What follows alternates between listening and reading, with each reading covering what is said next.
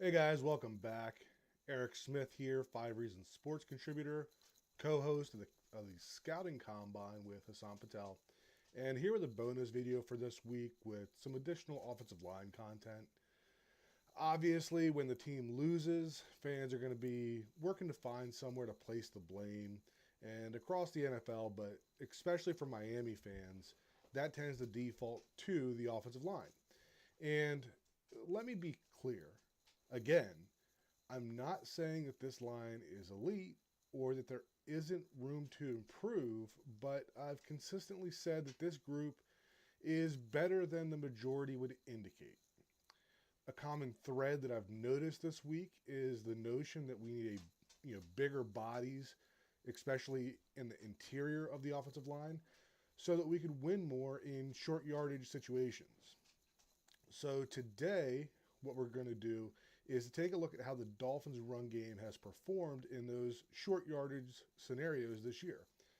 You can see on the top of the screen here the filters that I used on NFL Pro to pull the 20 clips that we're going to take a look at today.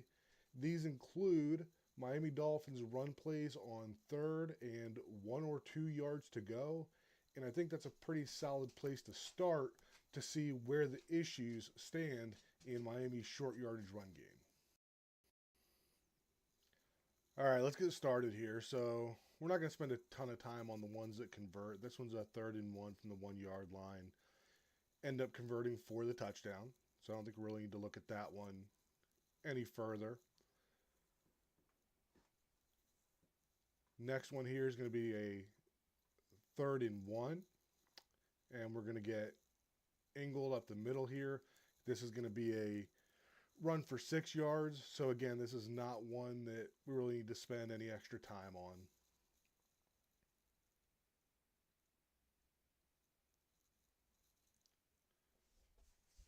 And then we're going to get 3rd and 1, and we're going to get angled up the middle here for 2 yards. So another conversion.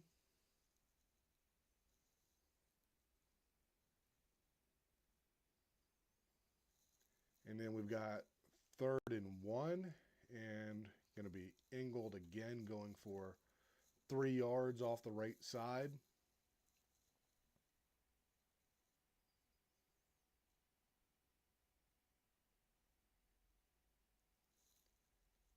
All right, so here we're going to get 3rd and 1, and this one is going to get stopped for a -1 yard gain. So we're going to take a look at this one a little closer.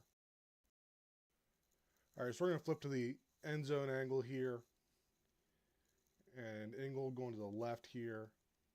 So as you can see, mainly looks like Eichenberg not able to get through that combination block to get up to number 42, who ends up making that play. So I would say that this is definitely one that you could put on the offensive line in this situation. All right, moving along here. Next play is going to be 3rd and 2. We're going to get Achane up the middle for 16 yards on this one.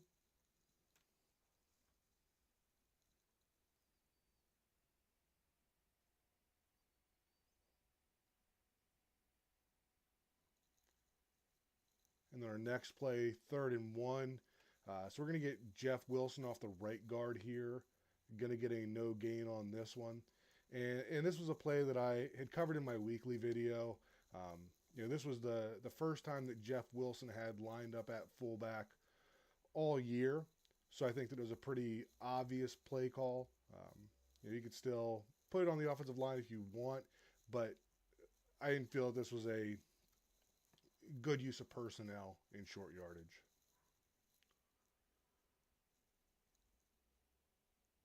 Then we're going to get 3rd and 1. Ingle's going to get -1 yard.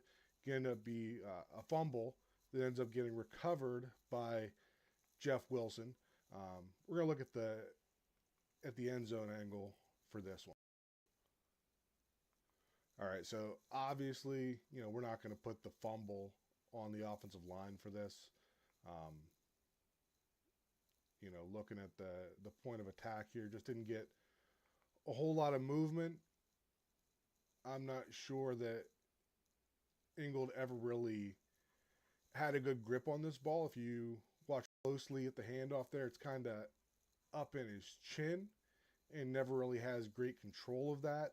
You know, if that's a cleaner handoff and he's worried about trying to maintain control of that ball, then maybe we fall forward for a yard. Um, but this was one that did not convert. I don't feel it was as much on the offensive line as it was that the exchange between the quarterback and the fullback in this case. All right, moving along. So we're going to get 3rd and 1 here. So this is going to be Achan off the right tackle for 2 yards and a conversion.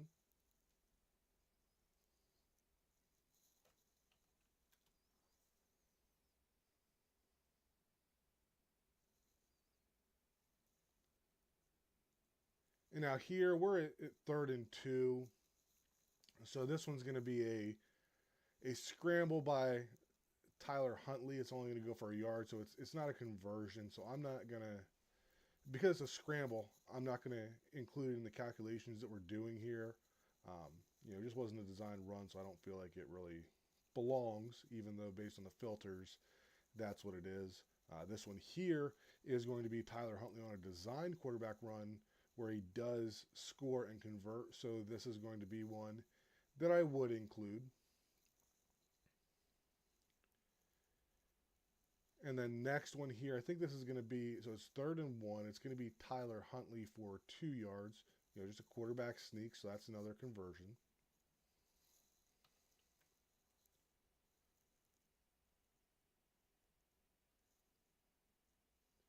And then here we're going to get 3rd and 2 with a Huntley scramble for 3 yards. And similar to the one earlier that didn't convert, that I didn't include because it wasn't a designed run, I'm not going to include this one in our figures either because it was not a designed run, even though it was a conversion. So here we get 3rd and 1, and this is going to be Alec Ingold up the middle, and he's not converting.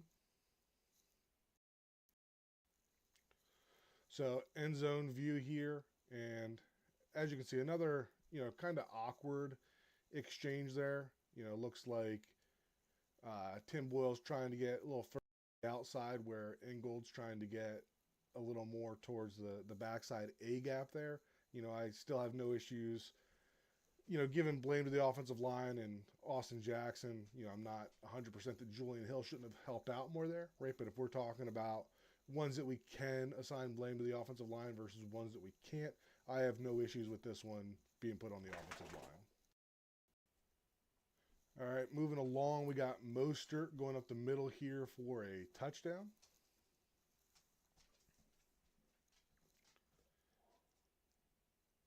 And then we're going to get Mostert on 3rd and 1 for -1 yards. And we're going to take a look at the end zone angle for this. All right, here we go with the end zone angle. So like I said on that one before, I think that you could say it's debatable that, Julian Hill could have helped out a little more on that one, even though I was, willing to accept blame for the offensive line on that one. On this one, this is not the offensive line at all. We're getting Teron Armstead really closing down that side of the line, and you got Durham Smythe here, just getting his ass kicked at the point of attack.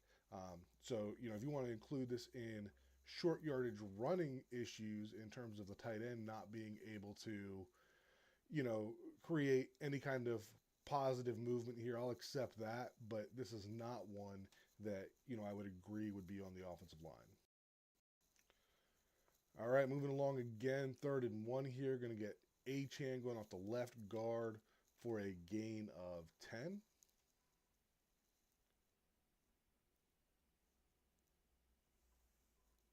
And then we're going to get 3rd and 2 here, and this is going to be Achan up the middle for 5.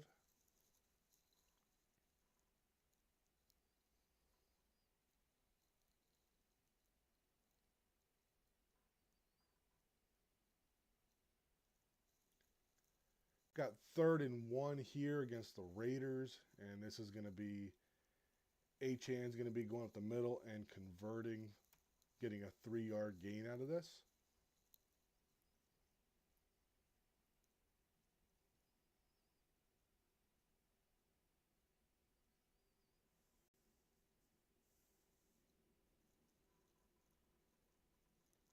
And then, so this is Packers game. This is going to be Mostert.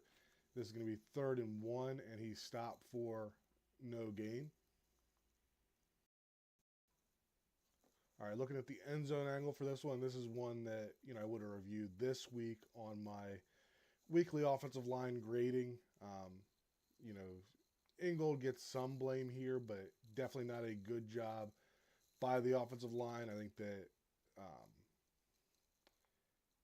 Eichenberg and Brewer probably should have been comboing through number 97, and the two of them should have been accounting for 58, who comes in there to make that play. You get Rob Jones, being held there, but him and are not able to account for number 7. So, still plenty of blame to go around to the offensive line as well on this one.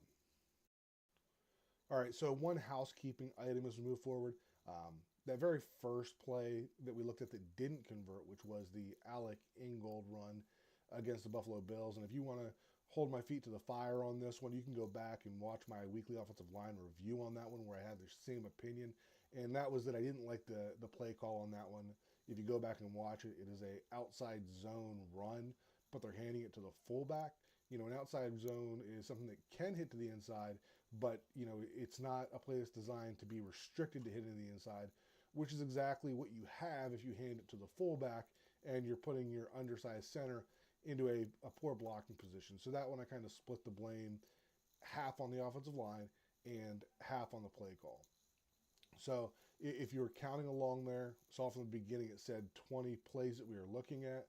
We removed 2 of those that were quarterback scrambles, and the result was that we had 12 plays that converted and 6 that did not. So we converted 2/3 of those plays.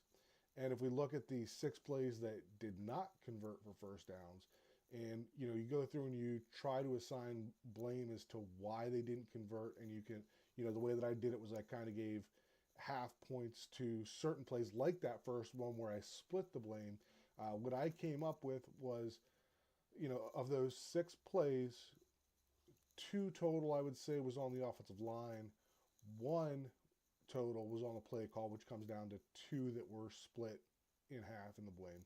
And then 3 of them came down to execution from the skill position players, whether it was the handoff issues, whether it was the tight end not being able to block. So that kind of backs up what I've been saying for a while now, that, the offensive line could certainly improve, right?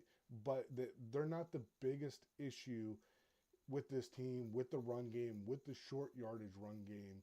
You can go through and you can fix the offensive line, but if you're still having the execution errors that you're having at the other positions, you're not going to see the drastic improvement that you might think.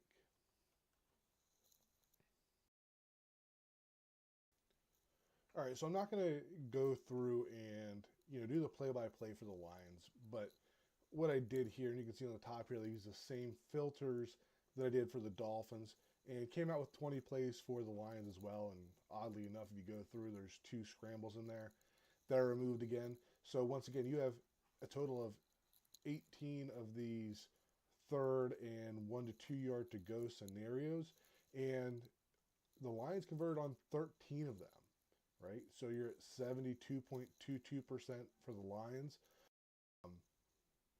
So, the Lions, and the reason I picked the Lions is because they seem to be the gold standard for what, fans are looking for in the offensive line.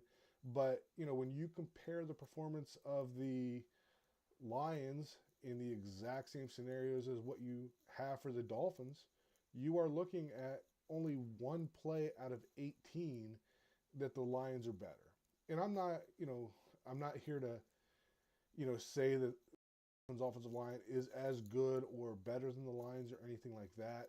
I think that this was just a point that kind of emphasized what I have been trying to say, and that is that the offensive line is performing better than what the common perception seems to be. As always, appreciate you guys watching. Feel free to leave a comment below. Let me know your thoughts on this.